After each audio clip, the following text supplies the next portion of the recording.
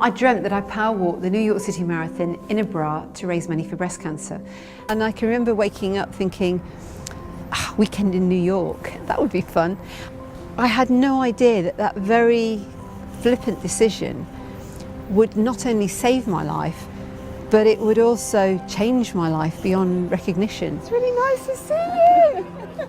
My friend Reggie was one of the first people I told about my dream, and she's been by my side ever since. Hello. She asked me, she said, do you fancy going to New York? And I said, of course I do. You know, that sounds amazing. Not realising she meant actually to go and do a marathon, so she kind of conned me into it. At that time, it was really controversial what we were doing. And I just remember everybody looking at me like, okay, you go first. There were 13 of us who walked that first walk. There was the most fantastic atmosphere and everybody was cheering us on. Within 8 weeks of doing that, I discovered I'd got breast cancer myself, and everybody decided we had to do another event. I don't think any of us realised just what we were creating or what they were creating and the impact we would have. We power walked the London Marathon, and just 5 days later, I began my breast cancer treatment.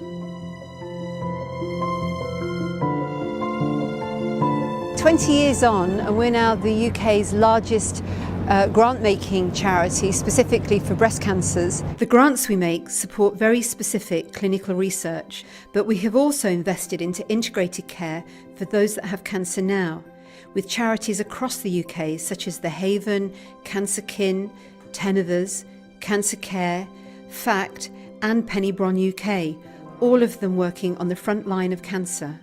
We've also granted to date over £30 million to Breast Cancer Now to fund vital research into the causes and treatment of breast cancer.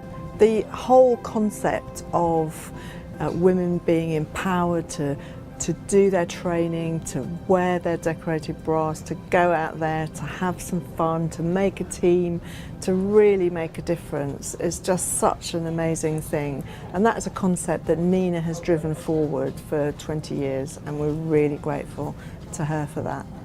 Some of the money that Walk the Walk has granted has funded the world's first breast cancer tissue bank, giving scientists access to good quality tissue. We've also helped to fund the Generation study involving over 100,000 women. And we then follow those women, and we'll follow them for 40 years, understanding those women who develop breast cancer, those women who don't, the different types of breast cancer they develop, and why. This is just one of the many groundbreaking research projects that we have and are supporting.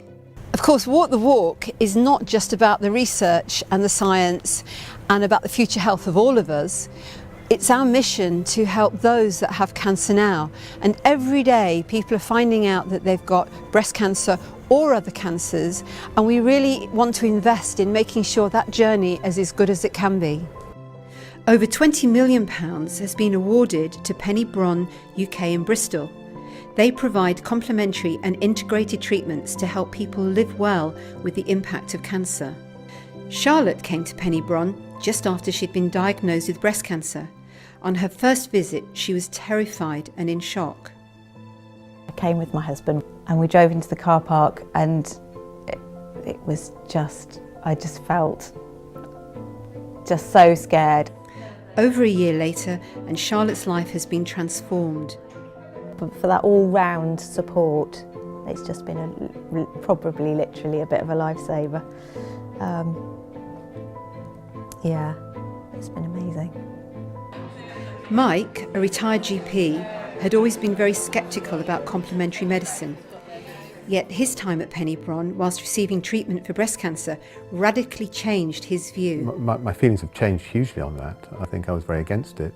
And it does complement mainstream orthodox medicine, and obviously the two go together. And I think that the way that I've been able to use Penny Bron and all their advice on the complementary kind of side of things has been hugely beneficial. This centre wouldn't have been here if it wasn't for Walk the Walk and all the walkers that have done so much to produce the money that we so badly needed for the funding. We wouldn't have the centre, we wouldn't have the new wing, we wouldn't be able to provide the services with 26 bedrooms that we can do today. So Walk the Walk was a very important foundational part of what we did. We've come such a long way in the fight against breast cancer. Now it's all about the future. For somebody with primary cancer, it's almost a treatable disease. But for those with secondaries, that's where we need to put our energies. And I think that if we can sit back in the next 20 years and say we've done the same for people with secondaries as we have with primaries, then I will feel very pleased.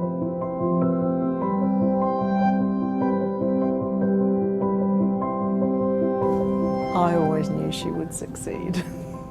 She's absolutely a winner, and she's done an amazing job.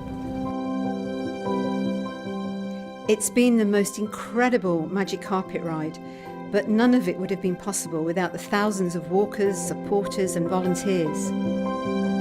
Still 12,000 women die of breast cancer every year, and we really have to stop women dying of breast cancer, and the only way that we're going to do that is through research and finding new and better ways to treat the disease.